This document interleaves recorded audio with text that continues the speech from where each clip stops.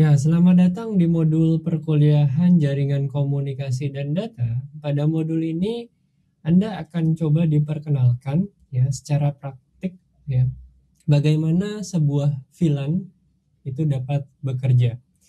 Dan di sini juga akan dijelaskan bagaimana sebuah Ethernet ya yang sudah kita pakai sehari-hari. Ya. Kita akan coba mengeksplor hal-hal tersebut di dalam paket tracer.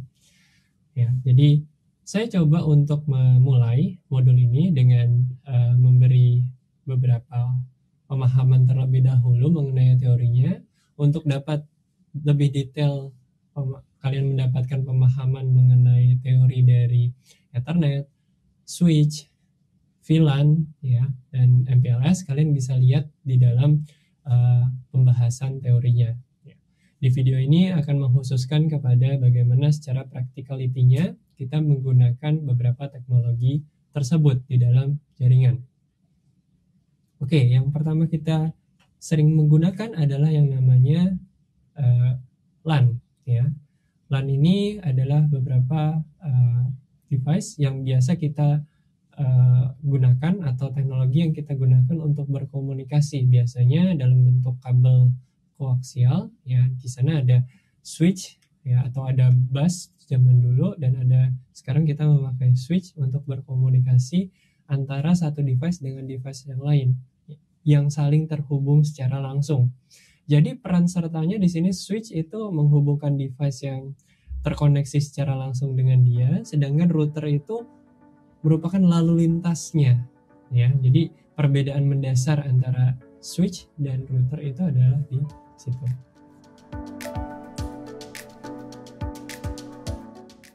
Ya, jadi kalau kita lihat memang Ethernet sangat erat hubungannya dengan kegiatan kita sehari-hari untuk berselancar menggunakan internet.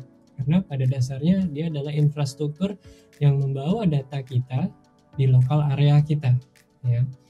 Artinya di dalam lingkungan sekitar kita. Sedangkan router itu nanti ya dia berperan ketika data kita sudah berada di ISP dan pertukaran data antara ISP.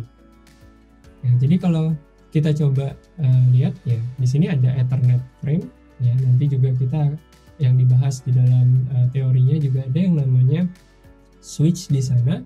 Nanti yang kita akan coba telusuri di sini adalah bagaimana suatu switch itu bisa atau suatu Ethernet frame itu bisa dibaca oleh switch, sehingga switch bisa tahu dia harus memforward paket tersebut ke tempat yang tepat ya. Karena di dalam link layer ini ya, karena kita sekarang ranahnya adalah ranah link layer. Sebelumnya kalau router itu ranahnya adalah network layer. Identifier di dalam link layer ini adalah yang namanya MAC address.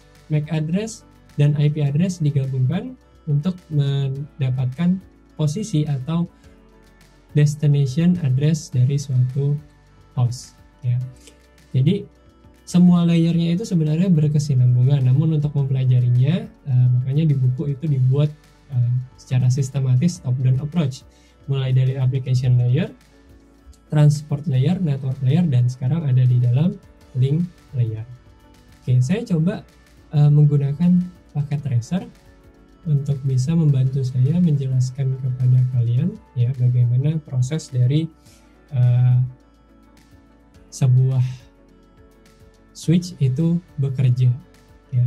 Di sini kalian bisa menggunakan switch dari bagian network ya. Di sini ada beberapa pilihan switch ya. Di sini kalian bisa drag and drop ya. Tapi kalau mau memakai secara fisik, switch yang di sini merupakan switch yang cukup mahal ya, karena banyak kan adalah manageable switch yang bisa di manage.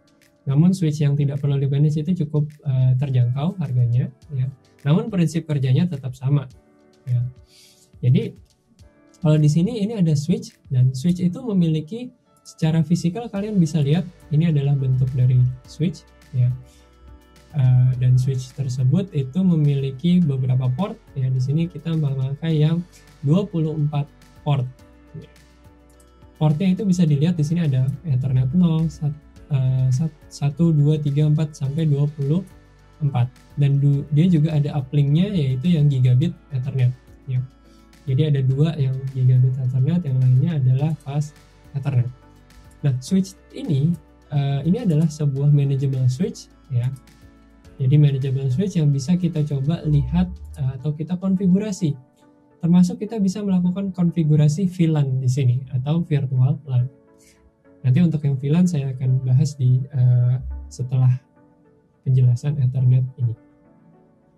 Jadi kalau kita lihat di sini ada beberapa port ya. Analoginya adalah ketika kita memiliki sebuah switch, port tersebut berperan ya, dia sebagai jalur masuk ya. Namun yang berperan di sini sebenarnya adalah MAC address atau bisa kita bilang sebagai identifier device NIC card ya. NIC card itu apa? NIC card itu setiap device ya, seperti di sini sebuah PC dia punya namanya fast Ethernet 0 ya. Dan fast Ethernet 0 itu punya yang namanya MAC address ya. Jadi ini adalah unique identifier terhadap suatu device yang terkoneksi ke dalam jaringan.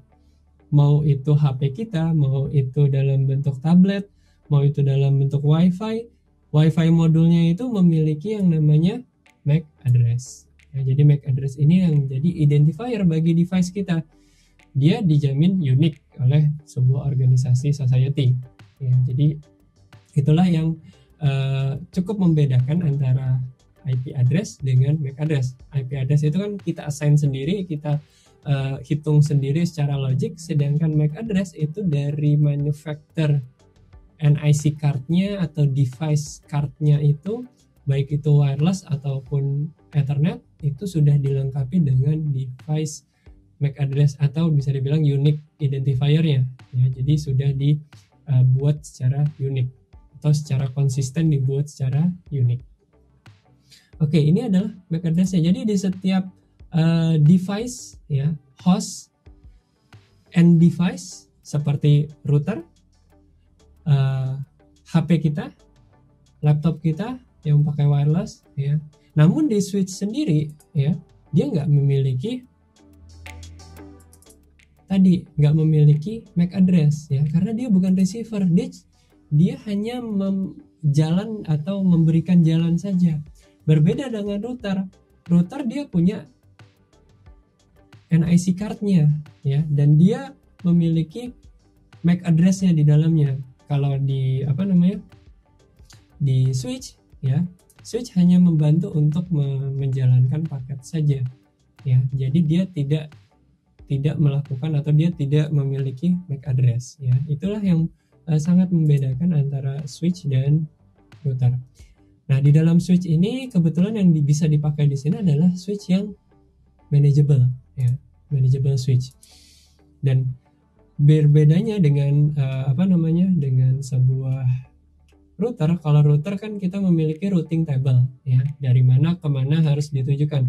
Kalau yang di sini ya dia memiliki table juga, tapi yang dimiliki oleh dia adalah MAC address table. Kalau kita lihat secara teori di sini di dalam slide kita lihat ada MAC address interface sama time to live ya. Dalam implementasi nyatanya kita bisa lihat show MAC address table. Jadi di sini bisa kelihatan MAC address yang nempel terhadap komputer atau bisa dibilang nempel terhadap switch kita ya. Namun di sini switch memiliki behavior namanya self learning. Artinya dia tidak menyimpan informasi ini selamanya. Konfigurasi ini tidak disimpan ya. Jadi dia yang dia catat dia MAC address-nya saja ya. Berbeda dengan router kita bisa simpan config-nya, ketika kita nyalakan kembali ya dia balik kepada konfigurasi yang kita inginkan. Sedangkan switch dia belajar lagi dari awal ya. Namun dia self learning artinya kita tidak config pun dia bisa melakukan atau bisa memforward paket dari satu tempat ke tempat yang lain. Kayak kita setting DHCP server, kita nggak perlu setting switch-nya ya. DHCP server tersebut langsung bisa broadcast ke dalam network yang ada ya. Jadi switch itu hanya sebagai media saja ya. Jadi dia tidak punya MAC address di dalamnya, tapi dia mencatat di dalam tabelnya MAC address di setiap interface yang dia miliki. Di sini dia ada fast Ethernet 24, MAC address-nya adalah ini. terus fast Ethernet misalnya 23 ya, MAC address-nya adalah ini ya. Jadi dia tahu ketika ada yang mau ke MAC address ini, dia harus dilewatin ke fast Ethernet misalnya 23 ya. Jadi dia tahu kondisi-kondisi ketika di dalam lingkungannya yang nempel ke dalam dia. Sedangkan kalau router bedanya adalah kita bisa tahu kondisi antar router, baik itu router mungkin yang jauh di sana kita juga bisa tahu ya. Sedangkan kalau di sini switch dia tahu kondisi-kondisi dari end device yang nempel ke dia. Cara dia mendapatkan tabel ini juga cukup unik karena dia di sini adalah self learning ya, self learning. Dan tidak hanya di device ini, di tiap-tiap device yang kita miliki memiliki yang namanya ARP table atau Address Resolution Protocol, Resolution Protocol ya. Jadi dia namun hanya terbatas terhadap apa yang pernah kita kunjungi di sini. Oke, kita lihat di sini, kita bisa lihat ada beberapa MAC address ya.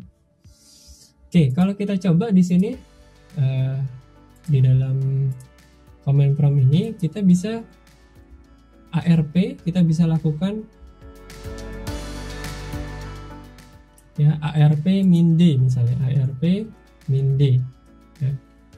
Kita coba untuk delete terlebih dahulu address resolution protokolnya, kita clear.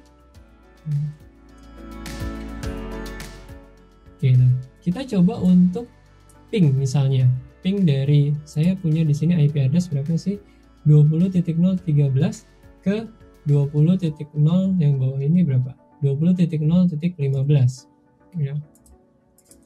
Kita coba ping 20.0.0.15. Oke, sebelum itu saya mau lihat ARP table saya ya. Saya tidak memiliki ARP sekarang ya, karena ya saya belum melakukan apa-apa ya. Jadi artinya saya belum terkoneksi kemana-mana. Saya coba di sini ping 20.0.0.15 yang merupakan PC yang ada di bawah sini. Saya coba jalankan ya. Oke, saya dapat reply. Nah, setelah saya jalankan, saya mau lihat di NIC card saya itu udah nyimpen belum ya. Kita coba lihat. Oh, dia udah nyimpen ada 20.0.0.15 di sini ya. Itu di dalam NIC card kita sendiri ya, jadi di tempat lain nggak ada ya. Jadi di NIC card itu apa ya, itu adalah fast Ethernet yang saya miliki yang di sini ya, jadi device ini. Oke, saya juga coba ping ke tempat lain ya. Ping ke tempat lain, saya mau coba ping ke 20.12 ya, 20.12. Oke, saya dapat balasan, berarti saya bisa connect ke sana. Oke, saya coba list. Jadi sekarang saya punya wawasan, saya mau ke 20.12 ya, physical address-nya adalah 00603E9. Jadi saya punya MAC address-nya juga gitu di dalam komputer saya, di dalam NIC card saya. Nah, terus kita mau coba misalnya ke server dari yang ada di sini 20.0.14 ya. Ping 20.0.0.14. Oke, saya bisa sampai ke 20.0 ke server yang ada di sini. Kalau kita lihat ARP table-nya akan bertambah lagi nggak di sini, ARP. Oke, dia bertambah lagi ya. Namun itu hanya di satu komputer saja. Dan itu juga pada saat kita melakukan ping sebenarnya si router juga melakukan pencatatan juga ya. MAC address-nya kita bisa lihat yang sebelumnya mungkin hanya sebanyak ini ya, dan dia bertambah lagi karena dia belajar ya. Ketika ada paket yang lewat, dia belajar bahwa oh paket ini dari A ke B, makanya saya coba catat nih ya. Mengenai cara belajarnya kalian bisa lihat di bagian teori dari video mengenai Ethernet dan switch ya. Jadi dia belajar di sini self learning ya, perlahan-lahan. Ketika dia udah populated, artinya masing-masing itu sudah berkomunikasi satu sama lain, dia akan memiliki wawasan di sini MAC address-nya. Jadi mirip kayak router, tapi kalau router kan dia secara autonomous, dia akan melakukan routing berdasarkan konfigurasi yang kita minta. Tapi kalau ini kita nggak ngasih konfigurasi apa-apa, ya. Dan lalu dia akan secara otomatis belajar menyimpan MAC address yang pernah melalui, ya. Kalau dia belum pernah dapat, dia broadcast, ya, dia broadcast. Setelah dia dapat broadcast, ada yang balas, berarti dia dapat informasi tersebut. Terus dia lakukan seperti itu. Ketika dia belum tahu, dia terus berusaha untuk broadcast, lalu dia akan mendapatkan informasi tersebut. Itulah prinsip kerja dari sebuah switch atau Ethernet. Di sini memang ada VLAN, ya. Memang saya bikin ini sekalian untuk menjelaskan VLAN. Namun untuk yang di penjelasan di penjelasan sekarang tidak perlu kita bahas terlebih dahulu. Yang penting kalian bisa mengetahui cara kerja dari si switch ini atau Ethernet ini. Ya, dia dibungkus dalam bentuk Ethernet frame dengan 6 byte. Oke, mudah-mudahan modul ini bisa membantu kalian mengerti bagaimana sebuah switch bekerja. Oke, terima kasih atas perhatian kalian dan semoga video ini bisa bermanfaat.